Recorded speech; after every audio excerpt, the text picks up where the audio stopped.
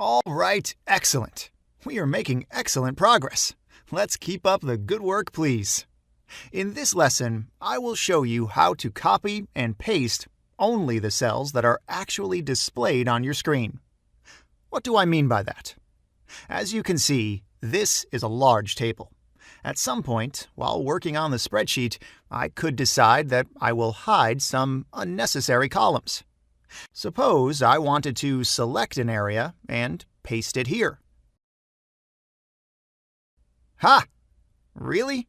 Excel pasted even the hidden cells, and that's not what I intended to do. The right way to copy and paste these cells is by using the Select Visible Cells Only functionality. There are a couple of ways to do this. First, we have to select the area to be copied. Then we can open the Find and Select functionality, which can be found either on the Home tab or through a shortcut.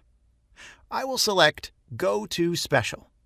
From the box that opens, pick Visible Cells Only, and if I press OK, I will have selected only the visible cells in the range. This is what this box will allow me to do, and this is how I can paste these cells. The ones that are hidden were not selected. Excellent! The thin gray line you see here is Excel's indication that we have selected visible cells only. This is the right time to copy the selected area. And if I paste it over here, boom!